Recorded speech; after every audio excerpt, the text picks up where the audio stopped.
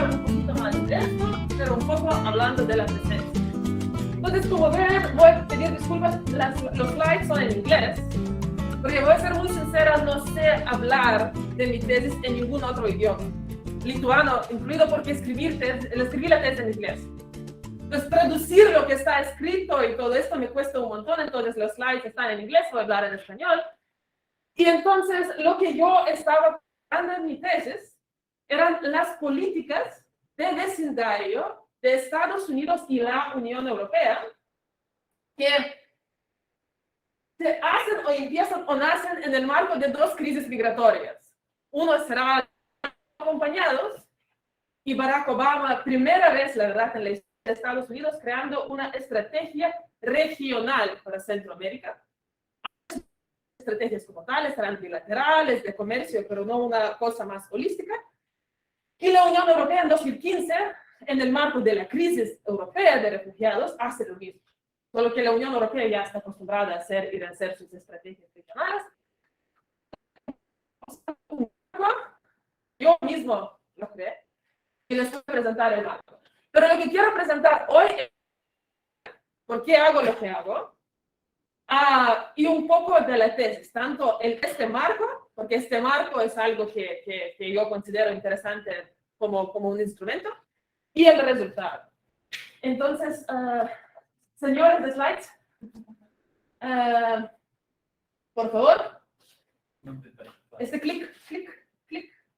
Entonces, la primera pregunta es, ¿por qué estoy haciendo lo que estoy haciendo? Porque creo que pasa a muchos que tenemos este interés muy interesante y luego nos sale un paper súper aburrido. Y es, la verdad, algo un poco parecido. Entonces, el primero, el por qué, y un clic más. Soy lituana, lo que dijo ya en mi presentación. Es mi ciudad, Vilnius. El equipo más bonito, normalmente el tiempo no se ve así. Pero es verdad, es casi la única ciudad europea de cual puedes subir y levantar los globos desde el centro de la ciudad. Un poco como en Capadocia. Pero más importante de lo que Vilnius, otro clic, es en Lituania. Lituania hay que situarla en Europa. Aquí nos conocimos con Gabriel, con Javier. Aquí yo vivo y el señor se fue. Pero más importante de la geografía es este sector aquí, que es Rusia. Nosotros somos vecinos de Rusia. Rusia nos han conquistado varias veces y tenemos una relación en manera suave, digamos, compleja. Ya no hablar de la guerra de Ucrania, va mucho más atrás. De verdad, para nosotros, va hasta 1795. Pero es el tema de Europa, no tenemos memoria larga para varias cosas. Pero lo que me parece muy interesante, o me pareció muy interesante, en cuanto a nuestra vida política, nuestro pensamiento geopolítico rige alrededor de Rusia. Rusia es el principal actor de que pensamos cuando qué país apoyar. En Lituania, América Latina es demasiado lejos, nadie se interesa en América Latina, simplemente hay poco vínculo. Pero si vas a decir que vas a hablar de propaganda rusa en América Latina, ahí tenemos interés. Si siempre ver este vínculo, pero ¿por qué es este vecino? Y vivir en sombra de un vecino grande no es fácil, y creo que aquí no tengo que decirlo, en Puerto Rico. Y al aprendizaje, entonces, muchos vecinos que siento que nos sentimos como buffer zone. Y este es mi, no sé cómo decir, no foto, ¿no? Pero de Facebook, portada de Facebook, mío y de muchos amigos que pusimos después de la guerra de Ucrania, porque siempre es este sentimiento que no somos buffer zone, no somos un patio trasero, no somos un área de influencia. Y yo creo que este sentimiento un poco resuena en América Latina. Ahí conocí tanto los profesores como compañeros que me abrieron el mundo, de una región de cual yo no sabía nada, yo apenas hablaba español, para ser sincera. Esta discusión sobre qué implica ser vecino de Estados Unidos, porque en Lituania nosotros somos súper progringos. Hay un amor, rosas caen del cielo. Si pasaron americanos por ahí, cayeron rosas y perfume y todo esto. Y es muy importante, que está pasando ahora también, ¿no? Pero aprender y entender dinámicas de poder, dinámicas de asimetría, que existen estos actores y los sus vecinos. Entonces, lo que me interesa al fondo, muy, muy, muy profundamente, ¿qué implica o qué vecindarios pueden aparecer en estos vecindarios que son asimétricos, que se forman alrededor de un actor que es muy poderoso y sus vecinos y toda la historia, temas de historia, etcétera, etcétera? Entonces, ahí entra mi investigación, donde básicamente, para entender si cada patio trastero es idéntico, me estoy preguntando varias cosas. Entonces, primero, si pensamos desde la perspectiva del realismo, y justo toda esta discusión sobre patios trasteros, zonas de influencia, surge mucho del pensamiento realista.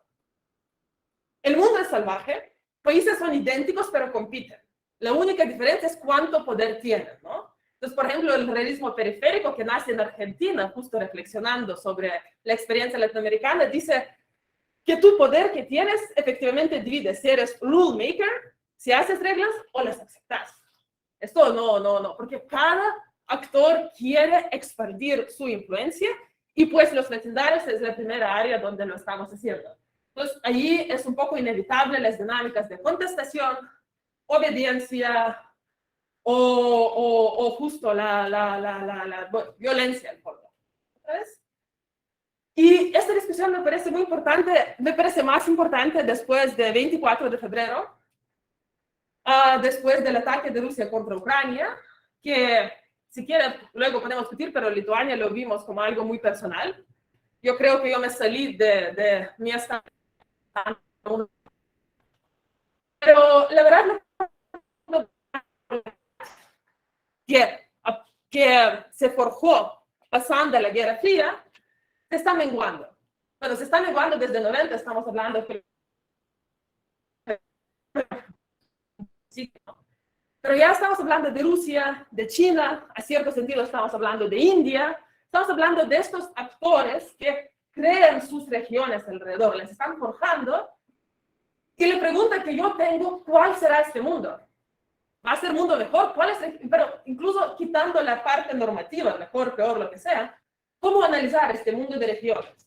¿Qué regiones pueden aparecer de estas dinámicas de diferentes poderes emergiendo por encima de sus vecinos?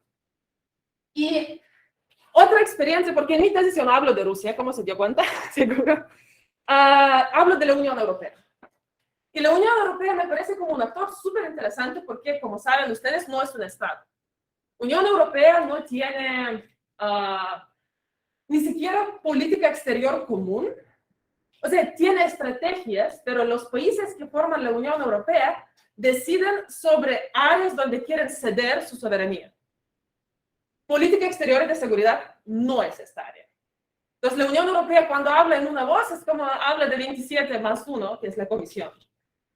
Sin embargo, en la área de vecindario, la Unión Europea sí tiene competencias, sí tiene estrategias y está actuando, pero además está actuando en las relaciones internacionales. Y a menudo se está diciendo que la Unión Europea representa otro tipo de actor y otro tipo de posibilidades de involucrarse con lo que podríamos llamar sus vecinos, sur global, otras regiones, etc. Otro clic. Y a veces la Unión Europea se contrapone a Estados Unidos. Perdón, sí, entonces, es interesante porque, bueno, es una caricatura de, no sé, creo que Primera Guerra Mundial o algo por ahí, principios del siglo XX o finales del XIX. La Unión Europea está compuesto por los poderes excoloniales. O sea que es el Occidente. Entonces, hay autores que dicen que tanto la Unión Europea como los países de la Unión Europea o la Unión Europea, porque los realistas no reconocen la Unión Europea como un actor, que forman el Occidente, siguen siendo imperialistas y tienen valores y objetivos parecidos uno al otro. Pero hay otros autores, otro clic, que dicen que no. Y uno de los primeros así famosos, muy famosos académicamente, etcétera, enfrentamientos entre europeos y gringos era la guerra de Irak. Había europeos que sí dijeron que sí, pero había varios que dijeron que no hay que ir. Y tal autor Kagan saca este libro que es más completo que el libro académico, donde dice que, bueno, los gringos vienen del Marte y los europeos vienen de Venus. ¿Por qué? Porque principalmente los europeos son débiles, se negaron a hacer la política de fuerza con después de la Segunda Guerra Mundial, pasando a serlo a los Estados Unidos, se llamaban posmodernos, dejando a los gringos ser modernos y resolver la cosa. Básicamente que es el tema de tamaño, tema de capacidades políticas, que implica que se comportan diferente también con sus vecinos. Entonces, bueno, esto imagino que aquí todo el mundo lo vio, una de estas caricaturas también del siglo XIX más probablemente. Entonces, cuando hablamos de las políticas estadounidenses en América Latina, muy a menudo usamos la palabra imperialismo, hegemonía, el coloso, la ágila, etcétera, etcétera.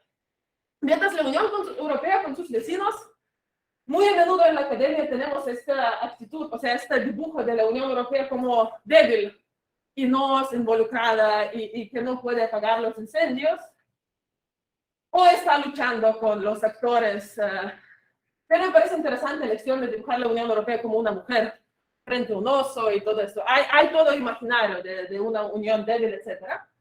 Bueno, esta es la última que quería compartir también, es esta idea de la Unión Europea ahí como damsel in distress, esperando ser salvada o comprada por los pretendientes.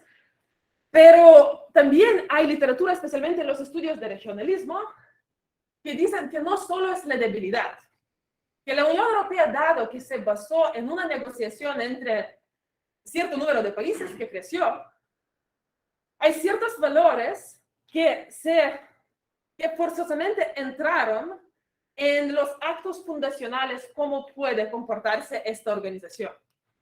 Y eso implica que la Unión Europea se comporta en las relaciones internacionales de manera diferente que los actores tradicionales, principalmente Estados Unidos, un clic más, y hay autores que hablan de Pax Americana y Pax Europea. Y Pax Americana es la manera como los Estados Unidos se involucran con el mundo. Unilateral, no todos usan palabra imperialista, pero más vertical, ¿no? Más basada en pushing, ¿no? En conseguir lo que quiere, preocuparse por la seguridad. Mientras la Unión Europea coopera más con regiones, o sea que no es bilateral, es regional, crea estos espacios más horizontales, que abre un poco más espacio para sus partners, y que esta posmodernidad, bueno, surge también con este concepto de poder ético Europa, poder normativo, que está ampliamente criticado, pero es interesante pensar en esto. Y yo trabajé para la Unión Europea. Yo vivía en Honduras, trabajé para la delegación de la Unión Europea, y yo sé que tuvimos un pequeño trademark. No somos gringos. Los gringos hacen tratados de libre comercio, nosotros no. Nosotros cooperamos. A pesar de que con Centroamérica hay un acuerdo de asociación y la única parte que una está ratificada es el Tratado de Libre Comercio. Hay un tema ahí. Entonces, en mi tesis, yo decidí que es importante para entender qué tipo de regiones crean Estados Unidos y la Unión Europea, y elegí los vecindarios por razón que varios autores que compararon a Estados Unidos y la Unión Europea compararon su comportamiento en las regiones donde no tienen los mismos intereses. Es muy fácil ser normativo cuando todo te importa.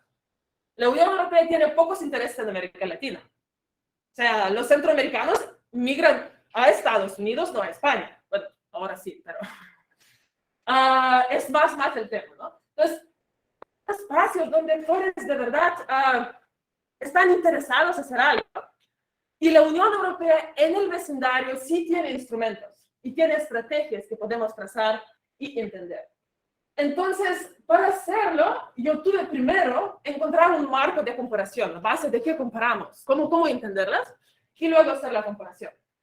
Entonces, mi trabajo tenía este doble objetivo, hacer este marco para ver.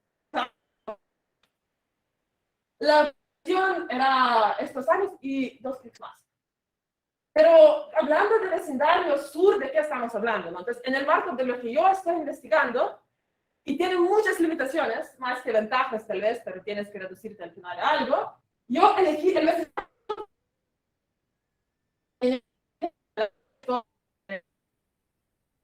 en el Entonces, en la política de vecindario, voy a mostrar una mapa luego, hay una serie de acuerdos. Elegí la cooperación con 3 países, Marruecos, Algeria y Tunisia, que se llama Magreb, o Maghreb, no estoy segura si estoy pronunciando bien. Magreb, ¿no? Porque a veces se escribe de una u otra manera. Y para Estados Unidos elegí el Triángulo del Norte, y esto fue un poco más fácil, porque justo en 2014 se crea la estrategia para cooperación con Centroamérica, pero el fondo es la cooperación con Triángulo del Norte. ¿Por qué? Por la migración, inseguridad y todo el tema. Y lo que yo estoy analizando en mi trabajo, y esto es importante, porque cuando estamos hablando de orden regional, deberíamos hablar tanto política como del poder regional como la política de los pequeños países. Es algo que yo no hago porque me hubiera muerto. Ya casi que morí con este tesis. Si tenía que haber tenido involucrado todos, estaríamos todos muertos ahí. Entonces, yo solo lo que yo llamo intended regional order, y yo veo qué querían hacer o qué estaban intentando hacer Estados Unidos y la Unión Europea ahí. Entonces, el marco teórico. Ok. Primero me pregunté qué tipo de órdenes regionales pueden existir. O sea, ¿cuáles clasificaciones hay? Y apareció que clasificaciones no hay muchas. Cuando hablamos de orden regional, a menudo hablamos de seguridad. Hay diferentes tipos de complejos regionales de seguridad. Ok, pero seguridad es solo una de. Hay otra serie de literatura que habla de integración económica. O sea, unión aduanera, y etcétera, etcétera. Pero comercio es solo una parte. Entonces, es un poco parcial. Hay las clasificaciones que se basan en polaridad.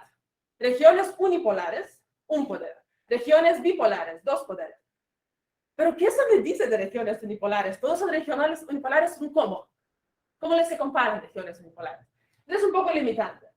Y hay toda la serie de literatura que analizan no órdenes regionales, sino estrategias. Pero muchas estrategias se analizan si es estrategia imperialista, han atacado a sus vecinos o no imperialista. Básicamente no han atacado a sus vecinos, en cierto sentido. Entonces, yo estaba buscando algo que sería estructural, porque creo que si pensamos en las cosas estructurales, en los marcos estructurales que nos permiten comparar algo que pasa con China con algo que pasa con Estados Unidos, abarcar economía, seguridad, diplomacia, etcétera, etcétera. Y ahí, el otro clic.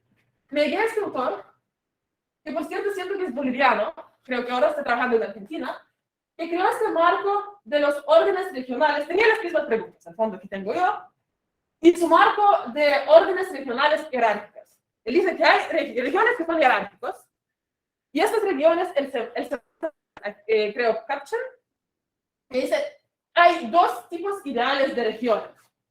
Uno son regiones imperialistas o neoimperialistas, donde el poder principal machaca básicamente sus súbditos y todo eso. Y hay algo que podríamos llamar la regional jerárquica opuesto. Entonces, él dice básicamente que, yo siento que yo estoy pisando este cable, que la diferencia entre 2, un clic, otro clic, es esta. Es la cohesión consenso. O sea, básicamente lo que está diciendo es que, ok, hay estas regiones que podríamos llamar jerárquicos, y primero, están marcados por serie de características, y una de estas características es que constantemente están pasando negociaciones sobre 3 temas. Y en cuanto se acuerda con consenso, en cuanto el poder regional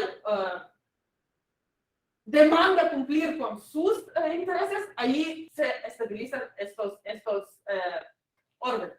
Entonces, es la convergencia de políticas. Lo que está diciendo que cada poder está interesado que los pequeños le sigan o cumplen con sus objetivos. Por ejemplo, Donald Trump mueve su embajada a Jerusalén y él está empezando a apresurar también países latinoamericanos que muevan sus embajadas a Jerusalén. O necesitas un apoyo en la votación de Naciones Unidas.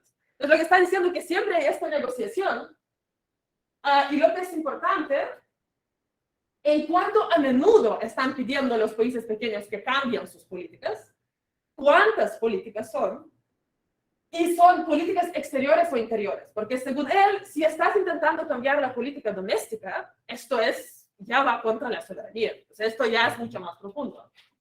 El otro es, estas dos líneas, están más fuerte, estás demandando la convergencia, más imperialista.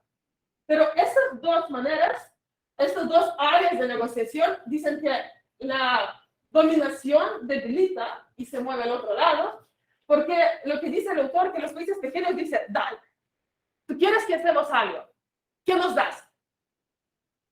Puedes, por ejemplo, financiar, paliar las diferencias de niveles de desarrollo. Estás resolviendo los problemas regionales. Si el poder regional está resolviendo los problemas regionales, vacunas. Si los Estados Unidos tienen plata y tienen un montón de vacunas, ¿aceptan compartirlo con sus vecinos o no? ¿Quién está financiando manejo de un montón de seguridad o cualquier cosa de eso? Entonces, lo que están diciendo es muy importante ver si se transfieren los recursos, ¿dónde? Porque lo que también el poder regional puede intentar sacar los recursos, y es lo que muchos decían en la historia, ¿cuántos de estos recursos, en la cantidad, el volumen, y en cuántos son politizados? O sea, si yo doy ayuda y tú cambias tu política exterior, ¿te la quito o no? ¿Qué hago con eso? Y la tercera línea son si el poder regional crea las instituciones regionales, si financia que aparezcan instituciones, y si se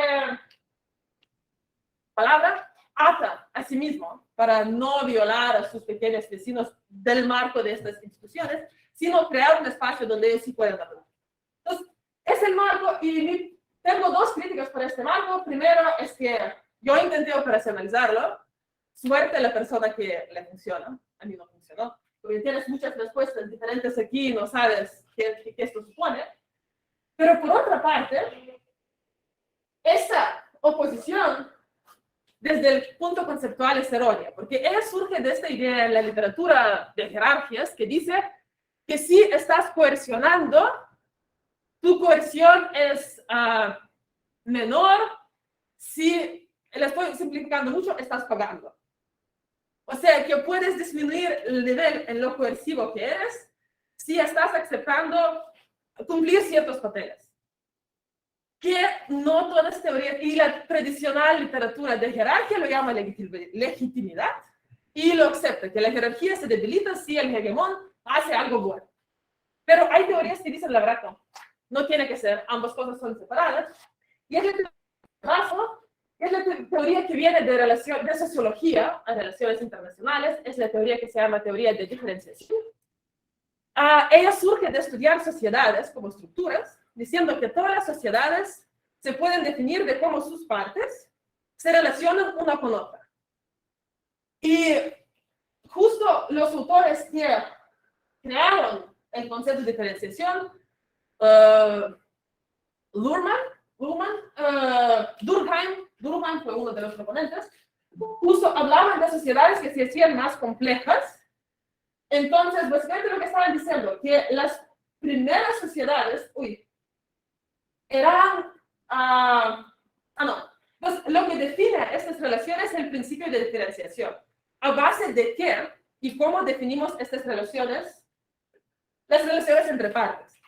Entonces, no pueden ser iguales, idénticas. Por ejemplo, en las comunidades nómadas, donde no existen jerarquías, todos somos iguales.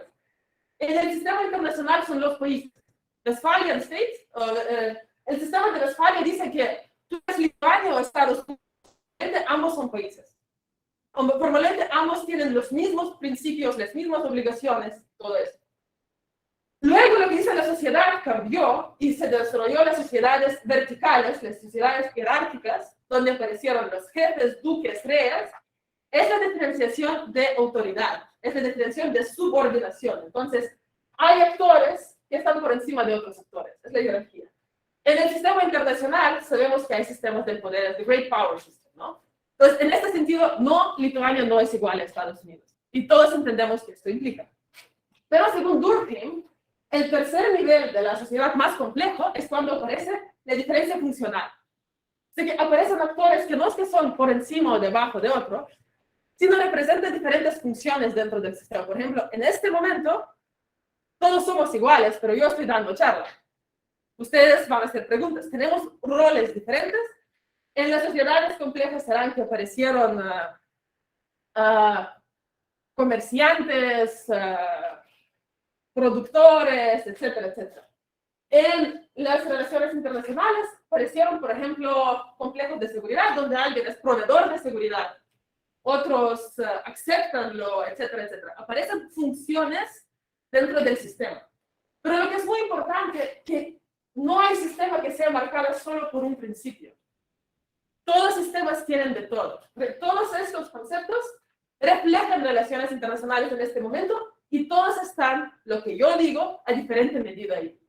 Entonces, lo que yo hice para mi tesis, yo dije, segmentary differentiation, esta no importa. Es ceteris paribus, menos en el caso de violencia directa. Menos que un país anexa a otro país, esta diferenciación en el sistema no cambia. Pero lo que sí puede cambiar en cuánto coercivo es un sistema y cuántos papeles y roles pueden surgir en ella. Y de esto, lo que yo hago, tomando este marco, dos clics ahora adelante. Digo que esto es justo lo que hablábamos de para medir la diferenciación vertical y estas dos es la diferenciación horizontal. Entonces lo que tenemos, otro clic. Ok. Entonces lo que hago, yo preciso en mi tesis básicamente es hacer una onda matrix espacial y donde dije, ok, para medir lo cuánto coercivo, le voy a llamar coercivo, un orden regionales, hay que ver en cuántas esferas se solicita que haya una convergencia, si son domésticas o exteriores, cómo se están pidiendo. Si una vez solicitas a tus vecinos que por favor apóyenme a mí, o te haces una estrategia como voy a transformar mis vecinos para que sean democracias o lo que sea, si hay una condicionalidad, si estás diciendo ustedes van a hacer esto, les voy a dar esto, si no van a hacer esto, les voy a quitar esto. Y si hay unos canales como los países los llamo pequeños, ¿no? Pueden negociar estas convergencias. Mientras en la diferenciación funcional, yo básicamente estoy preguntando si el poder regional acepta tomar ciertos roles, pues pueden ser diferentes de la región, ¿no? Pero básicamente, si redistribuye los recursos, si produce bienes regionales, si acepta mediar ciertos conflictos o solucionar problemas en común, así creando las instituciones regionales dentro de la región. Otro clic. Y ahí lo que digo que todas las órdenes regionales, absolutamente todas, pueden ver a esta bella matriz, que no queda nada clara, pero va a quedar claro. Un clic, por favor. Entonces, puedes ver órdenes regionales donde el poder regional constantemente está demandando obediencia, pero no está metiéndose más en la región. Hay una cosa más compleja aquí, pero no la voy a explicar ahorita. Otro que tanto va a demandar obediencia como va a pagar. Y esto no es contraproducente. Ahora dos clics, por favor. Entonces, podemos presentir que los Estados Unidos, por lo menos en su época, que todo el mundo le llama imperialista, ¿no? Estaría en algún lugar aquí. Y es la caricatura no recuerdo el año ahorita, pero más o menos del siglo XIX, ¿sí? Principios del siglo XX. Principios de 20. Si Puerto Rico está... Sí, ahí mira, aquí está pues, todos los estados. Cuba, Puerto Rico. Y Filipinas, o sea que sí es después de la guerra, ¿no? Con España. Y bueno, la ideal... Fíjate el indígena en la esquina. Esto es una... Y al revés del libro, por cierto, porque no sabe leer, ¿no? ¿Qué tonta que es este indígena? Y mira, este ni siquiera entra. Y Alaska está marcada con rasgos. Esta caricatura es todo el mundo. Y el norteamericano afroamericano. Están lavando ventanas. Y escuchando lo que están diciéndole a los... O sea, a este por lo menos le dieron el libro, este libro le dieron, ¿no? Como, sí, no, me encantan, tengo una colección de estas caricaturas. Pero bueno, y esta ideal mademoiselle de la Unión Europea estará aquí. Y estará o aquí o aquí, dependiendo un poco cómo situarla. Y es lo que intento hacer en mi tesis, es intento situarla en una u otra manera. Pues, otro clic. Entonces, un poco antes de hablar de qué observé, para decir algo de África del Norte, entonces, la cooperación, desde 1995, la Unión Europea está creando la prosperidad del Mediterráneo con el proceso de Barcelona, pero de verdad, la cooperación con los países mediterráneos tiene raíces mucho más, tal vez, nebulosas y mucho más antes. En el Tratado de Roma que funda la Unión Europea, ¿se puede poner clic? Son los países que firman el Tratado de Roma, los iniciales miembros en el momento de entonces, la Comunidad Económica Europea, pero ustedes pueden ver que por aquí no encontré mejor, algo azul. ¿Saben qué es? La colonia. Argelia, que aún era colonia de Francia. Sí. Otro clic. Entonces, en 1957, Francia, Italia, etcétera, están pensando cómo redefinir sus relaciones con sus excolonias y, bueno, Argelia por ahí.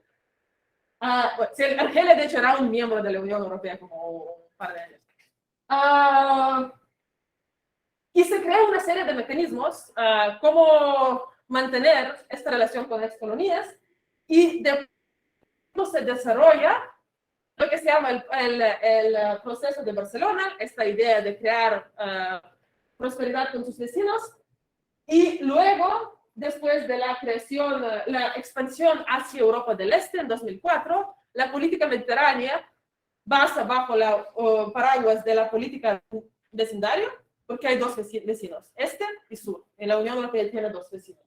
Entonces, hay una cooperación clara entre los países, hay unas relaciones económicas muy asimétricas, son dependientes, menos Algeria, que exporta recursos primos, ahí está más juego, pero en general exportan textil, exportan bienes de bajo valor añadido, mercado más grande es la Unión Europea, y la Unión Europea está siendo ocupada mucho también por sus tratados de libre comercio, que obviamente nunca incluyen los bienes que son sensibles para la Unión Europea, porque estos países están compitiendo con los países del sur de Europa. Y otro clic, entonces ahí el Triángulo del Norte, formalmente no eran colonias, informalmente la presencia de Estados Unidos fue brutal, y involucramiento en las relaciones internas, y justo en el más o menos mismo momento, desde los 70, empiezan a firmar los tratados, principalmente de comercio,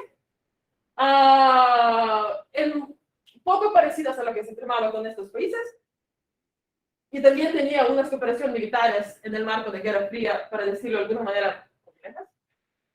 Y siempre había un formato. Había Caribbean Basin Initiative, luego se firma CAFTA, luego aparece el programa regional, que es el programa de seguridad CARSI, y en 2014, con Barack Obama, aparece la Alianza para la Prosperidad, que es el plan para Centroamérica. Otro slide. Entonces, yo tomé un montón de documentos, y es el fallo de mi tesis, porque sinceramente, y si hay alumnos, les voy a decir, por favor, no tengan miedo de pedir entrevistas. La gente les da, de verdad. Tenía miedo de pedir entrevistas, entonces me pasé en las fuentes secundarias. Y yo tomé los papeles, las estrategias, cómo hablan de sus vecinos, y es otro rama de investigación que estoy haciendo sobre narrativas. Tomé la información existente de los flujos de cooperación, a qué manda dineros, a qué apoya y dónde fue aquel año, y fuentes estadísticas sobre comercio, etcétera, etcétera. Entonces, para medir la diferenciación vertical, lo que yo estaba viendo, cuánta convergencia están pidiendo y cómo yo definí convergencia. Yo dije, mira, quiero que te transformes y seas un país democrático. ¿Ya es pedir convergencia? Sí. Pero si no te doy ni un duro, no estoy haciendo nada. Ahora, si yo digo que quiero que te transformes a la democracia y te paso $20 millones, si te digo que, mira, te paso $20 millones, pero voy a checar cómo lo estás cumpliendo y no te voy a pasar mitad de pisto, y si te voy diciendo que ni tú no vas a convertir a la democracia, te voy a, no sé, te voy a canalizar, voy a quitar comercio contigo, y es otro nivel de demanda. Entonces yo estaba viendo cómo están pidiendo, en cuántas áreas, y si existía manera como los países pequeños podían negociar estas áreas de cooperación. Y lo que yo descubrí, entonces, esto es lo que resuelve mi tesis para 2014-2017, que la verdad, en manera vertical, la Unión Europea y Estados Unidos eran muy parecidos. Se pedían convergencia en 5 esferas, que era democratización, seguridad, gobernanza, migración y el manejo económico del país. La receta era parecida. A disminuir las monopolias del Estado y aumentar la competitividad, community-based security systems, manejar la migración, por favor. Siempre es esto como, por favor, hagan algo que no migren. Y en ese sentido, la verdad, incluso me pareció muy interesante que en la materia de gobernanza ambos dijeron que hay que descentralizar los países. Súper chulo, hay que se descentralizar. Me pareció interesante que se parecen. Ambas preveían la condicionalidad, pero ambas implementaban condicionalidad positiva, pero no negativa. O sea que daban zanahorias, pero la verdad, hasta Donald Trump, los Estados Unidos no aplicaban la condicionalidad negativa. O sea que decían que no les vamos a dar dinero, pero en el periodo de 2014-2007 al final daban. También hay uno de lo que se compromete y lo que llega, pero no llegaban por otras razones. Lo que hace Trump es el que empieza a aplicar la condicionalidad en manera muy abiertamente bruta, porque siempre estaba ahí la condicionalidad, siempre se preveía la condicionalidad negativa. Por ejemplo, había para los países del Triángulo del Norte, si quieren que les pasemos el dinero, tienen que informar a los migrantes sobre los peligros de migración. Pero al final siempre daban a pesar que no cumplían, y es una parte de las críticas. Ambos intentaron más o menos crear un espacio que se puede negociar, pero la Unión Europea por su estructura siempre crea un formato de negociación.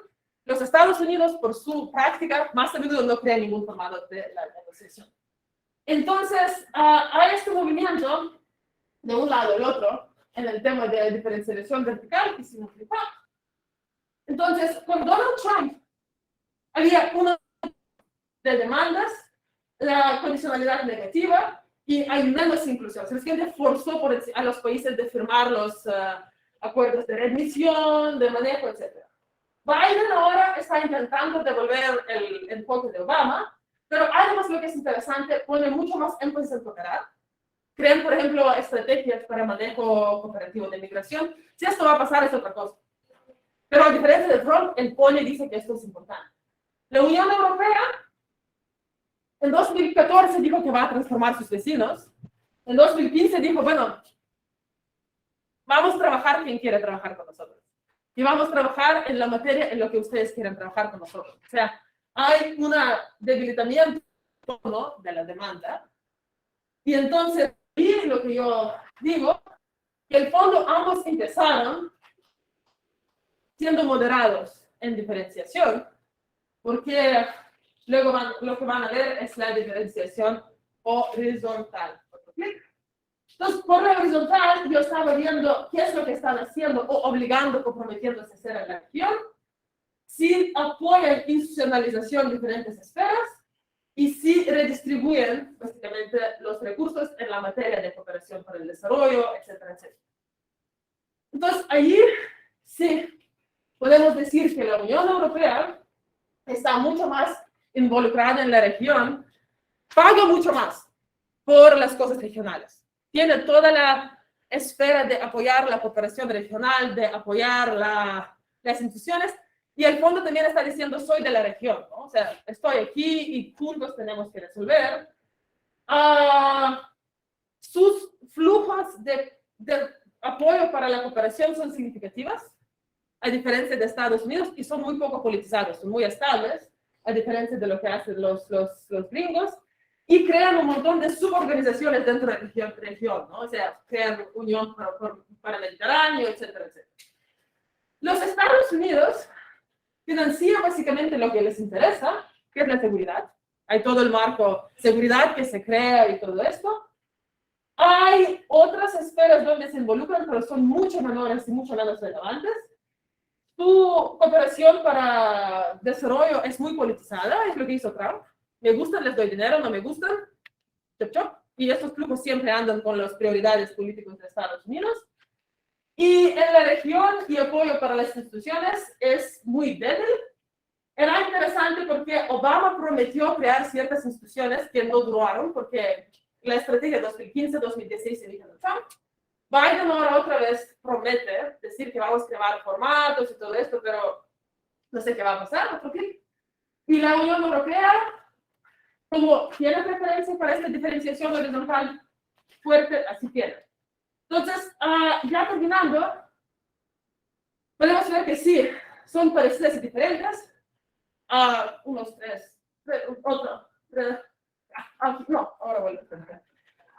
Pero que sí hay este movimiento en el periodo de análisis, porque con Donald Trump se sale, hay más demandas, hay menos apoyo, pero con Biden parece que está volviendo, y la Unión Europea como que medio está aceptando lo inevitable, así que puede demandar menos de sus vecinos, porque sinceramente no tiene instrumentos de coerción para que hagan algo.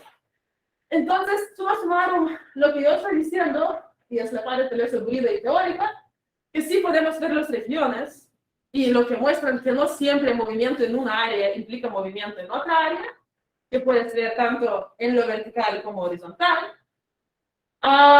que en teoría siempre se dice que si estás demandando más, vas a dar menos, que no es cierto. Entonces, Donald Trump era este ejemplo burdo, ¿no? Que voy a demandar, no te voy a dar nada, pero que hay relaciones de poder, compra-venta y todo que son mucho más útiles que esto. Y en la materia que me pareció interesante, y de ahí yo estudio las narrativas de orden y desorden en el sur, que la verdad la visión de Estados Unidos en el tema vertical, ¿no? De sus vecindarios es parecida, y efectivamente es, bueno, no voy a leer lo que está escrito aquí, ¿no? Pero es esta idea modernizadora, ¿no? Nosotros sabemos la receta, nosotros les vamos a dar y ustedes van a decir lo que hacer, les vamos a transformar y todo va a ser súper chulo. Pero por otra parte, sí la Unión Europea, siendo una organización más probablemente, lo que está intentando es crear espacios organizados. Tiene ventajas esto para los países, esto no es ni malo ni bueno, ¿no? Uno no es bueno, otro no es malo, ¿no? Pero esto sí deja un poco más espacio para los países del vecinos de moverse.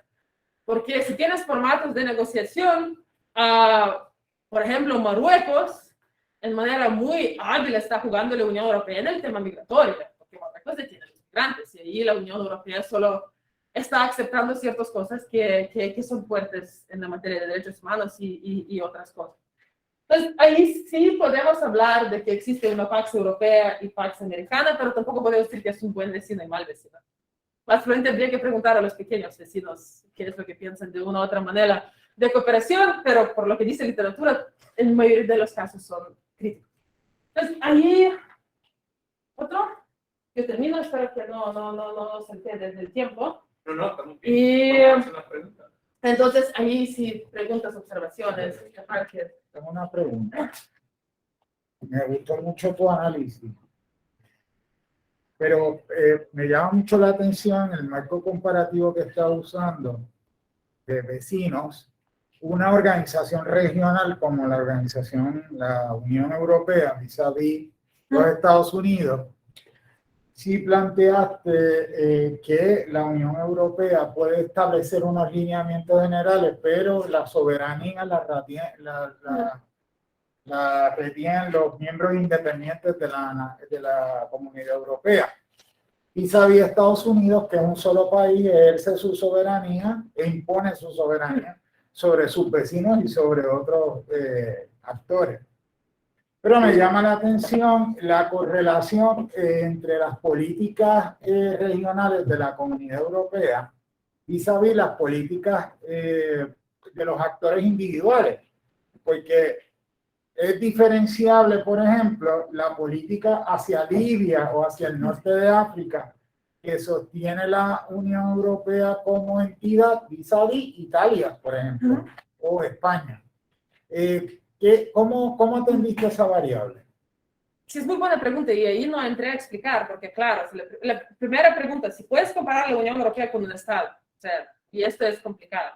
La respuesta que hay áreas donde sí puedes. En el marco de estudios europeos usamos varios conceptos, pero el principal es el que se llama actordness, no sé cómo lo traducir al español, pero autoridad, no sé. que mide ciertas características en la actualidad. Entonces, hay ciertas áreas donde la Unión Europea sí tiene suficientemente actores para ser comparado con un país, y la política vecindaria lo es por una razón. Primero, tiene políticas negociadas a nivel europeo. Hay principios, marcos, etcétera. Tiene instrumentos para implementarlos, y esos instrumentos no pasan por los Estados miembros. O sea, la Unión Europea tiene una delegación a negociadores que implementan, y si, por ejemplo, Italia dice que no estoy de acuerdo, la Unión Europea dice como, muy mal, muchacho, pero ya está negociado y todo eso. Entonces, y es reconocido como actor. O sea, como 3 o 4 criterios, entonces en el vecindario se puede analizar, pero sí conlleva problemas. Y uno de los problemas son los países miembros. ¿Qué hacen países miembros en estos casos? No tengo solución normalmente. Lo que hacemos es omitir los países miembros del análisis para no hacer tuerca, porque en cierto sentido, en el sentido real, todo lo que sale de la Unión Europea es negociado entre 27. O sea, Italia, por ejemplo, cuando yo trabajaba para Honduras, nos reunimos con los países miembros para negociar nuestra agenda para el año y para ver las complementariedades y para que sea coherente. Se dio mucho esfuerzo en los últimos años para hacerlo. Pero esto no es ideal, lo que dicen ustedes. Por ejemplo, en Libia, Italia apoya un lado y Francia apoya otro lado, creo que. O sea, en el conflicto civil, los miembros de la Unión Europea apoyan diferentes partes, ¿no? Entonces, no siempre funciona. Pero, entonces, lo aceptas como un fallo, pero lo aceptas y normalmente quitando los países miembros, o si es el estudio caso donde tienes tiempo, simplemente incluyendo en el análisis, añadiendo y todo. Que tal vez debería hacerlo, no lo hice para mi tesis, pero tal vez debería hacerlo como parte de entrevistas para ver en cuánto coordinado es. Pero, por ejemplo, en el caso que yo he visto en América Latina es normalmente bastante coordinado. Y de hecho se divide. Por ejemplo, en Honduras, alemanes toman infraestructura, españoles toman cultura, la Unión Europea toma gobernanza, etcétera, etcétera. Hay como una coherencia ahí. Pero yo creo que esta diferencia implica que justo se comportan un poco diferentes. Esta diferencia, el resultado implica que la Unión Europea efectivamente es una organización, no un país. Pero último quería decir que me pareció muy chistoso porque presenté esta idea hace 6 años, 5 años en una conferencia, y había un investigador de México y me dijo, no, pero es que yo no sé cómo puedes comparar los Estados Unidos con la Unión Europea. Y yo como, ya, no sé. Y me dice como, es que la cooperación de los Estados Unidos, esto no es coordinado. Cada institución hace lo suyo, el Departamento de Estado, USAID y todo. Esto no se puede comparar con la Unión Europea, que tiene así su cooperación muy coordinada y todo. Y así como, ¿sí me lo dices? Entonces, que hay menos coherencia dentro de los instrumentos y prioridades de Estados Unidos. Y de verdad, por ejemplo, USAID y Departamento del Estado y todo, a veces no se hablan entre ellos. No se hablan, y se debe que hay unas contradicciones. Entonces, ¿lo aceptas como el hecho? Pero hacia Latinoamérica o en su política exterior, según lo viste, porque a mi juicio, ¿verdad? Y se ha planteado que ha habido un cambio después del fin de la Guerra Fría en su, ¿verdad? En la severidad de la política exterior norteamericana hacia América Latina. Y un poco ha perdido la importancia que tenía hasta ese momento. Y entonces, pues, estamos mirando en otra dirección. Mira, y sí, ¿no? Porque siento que en Centroamérica, en Honduras, esta importancia siempre fue de Estados Unidos y presencia, tiene base militar, ¿no? Sí, bueno. Ahí siempre era bien, en El Salvador había estas fuerzas de antidrogas, ¿no? Entonces, sí, presencia de Estados Unidos, pero sí es la presencia de los Estados Unidos o de cierta, no es el grupo de interés porque es una institución, no es la seguridad, ¿no? Pero en cuanto es todos los instrumentos actuando juntos, no lo sé decir, ¿no? No sé cómo es globalmente, pero he visto varios estudios donde critican mucho la cooperación, o sea, la actuación exterior gringa por la falta de coherencia entre los departamentos, instrumentos, que uno hace otro, etcétera, etcétera, que USAID, no sé cómo. Entonces, allí siento que todos los actores tienen su... sí. Y lo último tal vez sobre esto, y esto lo analiza tal Bentley Womack en su teoría de asimetría. Él justo analiza estas relaciones asimétricas y dice que en el país grande, los que llevan la política hacia el país pequeño son burócratas y grupos de intereses. porque la atención de Biden, la atención de Trump es cara. Biden no piensa por la noche qué hacer con Honduras, menos que aparece un montón de migrantes ahí, ¿no? Pero hay muchos grupos de intereses que compiten y tienen diferentes intereses, ¿no? Entonces, ¿qué cambia estas políticas? Que estos grupos no son homogéneos incluso en un país soberano, ¿no? Que es un país unitario. Pero sí, es un problema cuando trabajas con la Unión Europea. Es un proyecto como decía la discusión con el Brexit, los ingleses decían, esto era para cooperar en el comercio, pero estamos yendo más allá de donde nosotros no queremos ir. Y ahora con la guerra de Ucrania vemos también otras divisiones, por ejemplo, Hungría, Que los húngaros siempre, por supuesto. pero que esa unanimidad tampoco se está dando. Pero es interesante que comparen esto y vean, pero hay grupos regionales que parecen de todo lo contrario, buscan la forma de no unirse nunca. Por ejemplo, el Medio Oriente, Siria, Irak, Irán, hay un revolú, que no hay manera de uno. El área de África está más difícil cada vez, se ha facilitado otra forma esa unión, pero el nacimiento del BRICS, Brasil, India, Rusia, Sudáfrica, como una fuerza, porque estamos ofreciendo todo lo contrario de lo que estamos ofreciendo hoy. Y dice, ¿cómo nosotros podemos tener más injerencia y más comercio y más influencia? Pues estoy haciendo todo lo contrario a lo que hace el más poderoso. Y sin los compromisos, okay, te voy a ayudar, tú quieres hacer una plaza, yo te lo hago. Tú quieres hacer un tren, aquí está, te lo hacemos. Y eso es interesante. Ahora surge AMLO en México con otro tipo de idea totalmente de unificar de otra forma las cosas. Son esas cosas que se están dando a la vez en un momento de mucha crisis. Sería bueno pues un análisis de lo que no permite la regionalización. Sí, no, Sí, lo que las va a decir. Pero también la pregunta, por ejemplo, son varias, pero por ejemplo, ¿BRICS es una región o no? Y no tengo respuesta, porque obviamente geográficamente no lo es, ¿no? Pero es un eje. Aunque sobre el modelo diferente es muy interesante, porque yo sí no estudio, o sea, no sé mucho, pero tengo una colega que estudia, es brasileña, que hizo doctorado en China, estudiando la cooperación de BRICS, ¿no? Del banco y todo, y estaba súper decepcionada.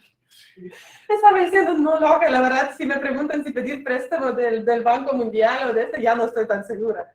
De que tienen unos instrumentos de poder que son diferentes, no se basan en los mismos matices que el occidental, pero por ejemplo, que hemos visto con China, que los países en Centro Asia tenían que entregar trozos de tierra y de su territorio soberano por no haber podido pagar las deudas. Entonces, me parece interesante cómo captar estas dinámicas que son diferentes y pero sí, sin ninguna duda es una alternativa. Pero de la Unión Europea, yo no lo sé, mira, voy a sonar feo, pero soy euro-optimista. No, cuando estás pensando que se unió en 1957, que en una unión entraron alemanes y franceses. La gente se odiaba, o sea, había pasado cuántos años después de la guerra, tenías muertos de un lado al otro, que luego temporalmente se unían los británicos, que nunca se sentían tan europeos, para ser sincero. O sea, hay un movimiento, y es muy interesante porque la Unión Europea empezó de economía, pero con cada crisis hay más unificación, por bueno y por malo, porque no todos están de acuerdo con el modelo, pero ni un país todos están de acuerdo con el modelo. Crisis económica, crisis de COVID, por ejemplo, políticas sociales siempre eran personales del Estado. Con la crisis del COVID, parte de esto se cedió hacia la Comisión. Por ejemplo, compra de vacunas pasó centralizadamente, no país por país, y otras cosas. Con la crisis de Ucrania, y Húngaros es un caso muy particular, pero estoy seguro que, a ver, intentando no usar expresiones vulgares, pero les van a encontrar punto débil a la Hungría, Pero son muy simples. La Unión Europea tiene una muy fácil manera, y ahí entra esta onda, dentro de la Unión Europea, Hungría quiere piso. Hungría quiere, son racionales, quieren dinero y todo esto. Entonces, al final se sienten y se negocian, y puede toda la Unión Europea odiar a los húngaros. Bueno, en este momento creo que, dependiendo de parte del mundo, se odian diferentes miembros de la Unión Europea, ¿no? Pero al final se sienten, sufren, se quejan, en la prensa se quejan que aquel país son una... Pero se llegan a un cierto acuerdo. Y por que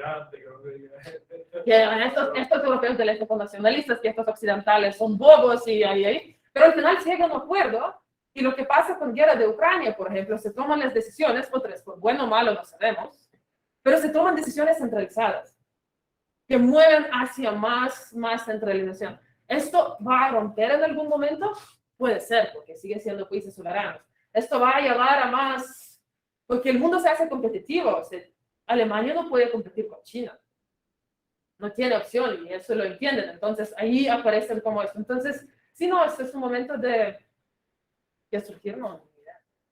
Yo quería hacer algunas matizaciones. Me ha parecido entender cómo que cuando tú comparas los tres modelos, o sea, los modelos, hay uno de ellos que era, Marruecos, Argelia, Libia. No, Marruecos, Algeria, Tunisia, Libia no fue incluida. Marruecos, Argelia, Túnez, vale, ok. Y hablas de Argelia y hablas de, que exporta algunos bienes, pero Argelia es un exportador de gas importante también. Sí, no, es principalmente lo que exportan, son gas. Sí. Desde luego, para el caso español y portugués, el gas argelino es casi, la mayor parte del gas que se consume.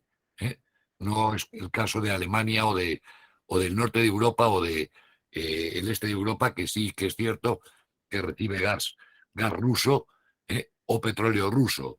Para el caso del sur, para la Europa del sur, estamos en otra onda. Y luego también hay algo que yo creo que hay que tener en cuenta respecto a las cooperaciones, las dificultades que suponen, porque en definitiva es cierto que hay una cierta política de unidad en la Unión Europea. Digo cierta, porque los intereses de los estados muchas veces quiebran la Unión Europea.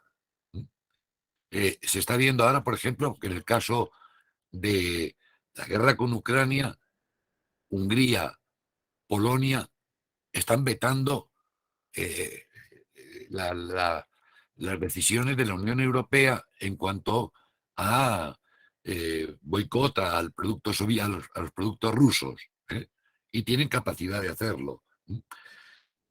Y en el caso de Marruecos hay un problema añadido, es que Marruecos tiene frontera con la Unión Europea.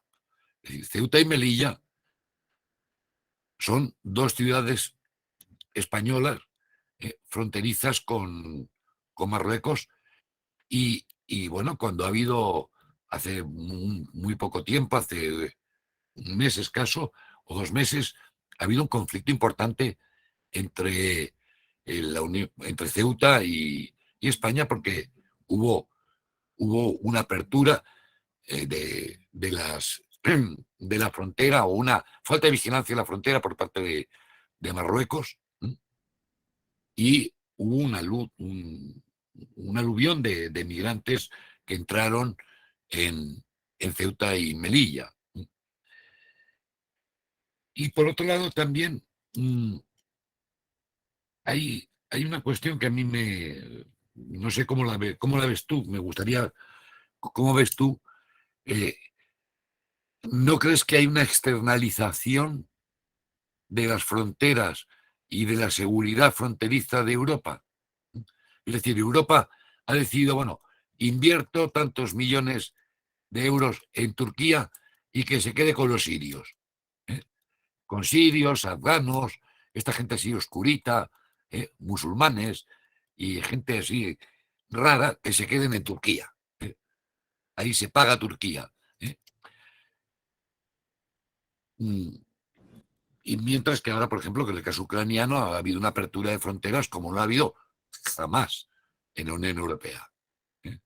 Y entran ucranianos, todos los que sean, que no me parece mal, quiero decir, pero sí hay una diferencia, ¿no? Y por otro lado también las dificultades en política exterior. ¿No crees que la política exterior europea o las políticas exteriores europeas, porque hay teóricamente unidad, pero a la hora de la verdad hay 27 países que cada uno firma tratados con quien quiere,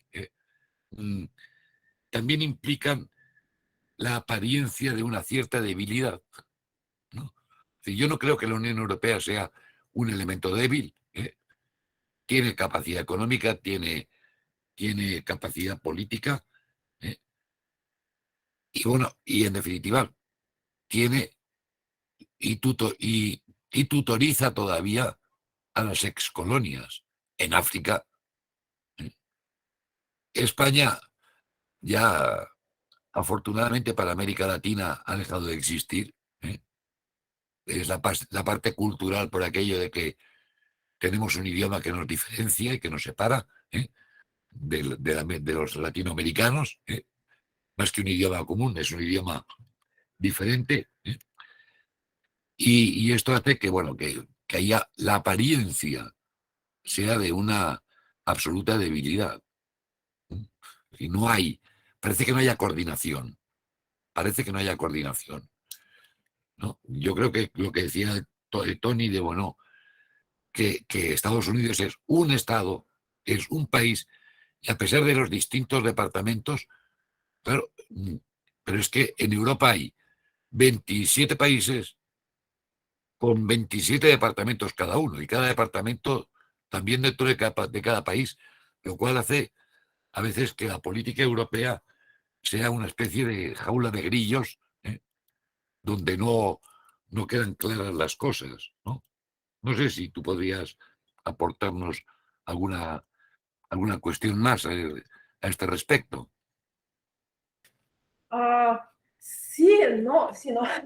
Sí, no, todo lo que se dijo de Argelia, sí, o sea, una cosa es metodológica y luego la Unión Europea. ¿Para qué yo estudio estos tres países? Porque si tomas una estrategia de Centroamérica, ¿qué es una estrategia? Es un papel mojado. O sea, principios, bla, bla, bla, bla. Para ver que se implementa, tienes que llegar a implementación. Y se implementa a nivel de país. Entonces, por esto yo bajé a estos niveles. Pero sí, o sea, Algeria es un caso en general fascinante de todo. Especialmente ahora. Cuando quieren disminuir el uso de gas ruso, van a llegar a Algeria. O sea, ahí sí no hay mucho más donde llegar. Pero lo de unidad de la Unión Europea, mira, yo no creo que es debilidad y no lo es. Y yo sé que, por ejemplo, para Naciones Unidas es muy bueno que la Unión Europea es unión. ¿Por qué? Porque si Francia propone una resolución, los excolonias pueden decir colonialistas de mierda. Pero si lo propone Suecia, va a decir como, tal vez, etc. Y hay estudios que muestran que esto de poder hablar uno o dos voces, tener a quién mandar, por ejemplo, si mandas a un lituano a negociar algo con Georgia, vas a tener completamente diferente resultado que mandar a un alemán. Y puede ser que tienen política coordinada, pero el hecho que nosotros con georgianos somos como latinoamericanos, ¿no? Hay una hermandad y entendimiento de códigos y todo. Entonces, de esto surge un poco de fuerza también. Y esto se usa. Ahora, de caja de grillos y desacuerdos, sí, pero lo que me parece muy importante, y esto lo vamos a ver en los próximo año, ¿cómo se toman decisiones dentro de la Unión Europea? Hay un órgano, hay X órganos, pero hay un órgano que se llama el Consejo de Ministros. Y estos consejos de ministros se reúnen hay como 11 consejos de diferentes ministros y votan. Y en temas más sensibles tiene que haber consenso. Por esto viene Hungría y dice como, y es normalmente lo que dicen a cualquier pregunta, y no puede hacer nada en estos temas. Sin embargo, sobre la mesa ahora está propuesta de cancelar el consenso en política exterior. cambiarlo por lo que es mayoría cualificada, donde se emiten votos y la población, hay una proporción. Ya se hizo con diferentes temas en los años pasados. Y, por ejemplo, lituanos siempre harán en contra de eso. ¿Por qué? Porque somos idiotas. La verdad, somos pequeños idiotas nacionalistas, oscurantes y todo esto. Pero era esta idea de que somos pequeños y los países grandes nos podrán oprimir. Se sacó el cálculo, se vio el tema de Rusia y los lituanos ahora dicen, no, hay que quitar el consenso. Entonces, hay una coyuntura que está cambiando. Y si vamos a ver que se quita el consenso de la toma de decisiones de la Unión Europea, esta debilidad, que estoy de acuerdo con Javier que es una debilidad, va a cambiar. Otra cosa, la Unión Europea no tiene ejército. Y lo vemos la parte importante. Se tomó decisión en el marco de Ucrania, que nunca ha pasado en la historia, que la Unión Europea va a financiar la compra de armas en Ucrania. Esto no es inédito. ¿Qué va a pasar con esto? No lo sabemos, porque la Unión Europea puede tomar resolución y luego no hacer nada, también. Pero si empieza a pasar esto, entonces es este momento que cuando llega un reto, hay una reacción. ¿Qué va a salir de esta reacción? A saber. Pero lo que está ahora sobre la mesa son estas cosas que son importantes para que surja este actor. Si va a salir, hay solo una corrección ahí, Javier, un poco sobre Polonia y Hungría, es chistoso. Justo en el caso de Rusia, se pelearon. El 4 de Visegrad, que es Eslovenia, Eslovaquia, Hungría, Polonia, eran estos países rancios, conservadores, que rompían cualquier consenso de cualquier cosa más progre en la Unión Europea, se pelearon por el tema de Ucrania.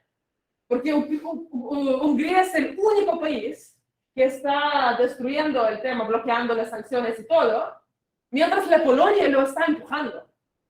Se amenazaron mutuamente y todo eso. ¿Qué va a pasar con esta unidad de los gobiernos conservadores? En ese momento, Polonia, y no sé si lo aprobaron o van a aprobar, pero no sé si, perdón, estoy hablando demasiado, pero Polonia aprobó una ley hace como un año que su constitución, sus leyes son por encima de europeos, que es un poco contradictorio y causó un escándalo y todo. Ahora en silencio están intentando revocar esta ley. Polacos. Entonces, hay una dinámica que está pasando ahora, dada por los retos exteriores, que ciertas de estas cosas pueden cambiar. Y lo último, externalización de migración, sí, la Unión Europea está haciendo esto, Estados Unidos está haciendo esto. Los migrantes que están en México están externalizados, México está manteniendo a los migrantes gringos. A los británicos acaban de mandar a los migrantes a Ruanda la semana pasada, los solicitantes de asilo, a Ruanda. Es un país que queda lejos y a saber por qué. Entonces, sí, el occidente está externalizando, pero en esto somos parecidos. Ahí eso sí. Entonces, es esto. ¿Alguien más por acá? Gracias. Que siento que ya nos estamos. Sí, Lleva, gracias por estar con nosotros, gracias a todos los que vinieron, gracias a los profesores del departamento, a mis estudiantes, me deben trabajo, me tienen que dejar aquí, por favor. Gracias a los Porque vengan, ¿no? Se tienen que me debían, a la comunidad que nos acompañaron, gente que es de la comunidad que nos acompañaron, de verdad, Lleva, es la primera vez, yo creo que en mucho tiempo que tenemos un tema sobre la Unión Europea, es bueno tener a alguien que venga con estos análisis de ciencias políticas más de libro de texto, que a veces nos hace falta ese empirismo fundamental en la manera de estudiarse la política en distintos niveles. Tenemos politólogos, pero más allá los demás somos de otras ramas y es bueno escucharte y tenerte aquí con nosotros. A los estudiantes del programa de estudios americanos, estudiantes de los distintos cursos, gracias por estar con nosotros. Y Eva, de verdad que no tengo palabras para agradecerte.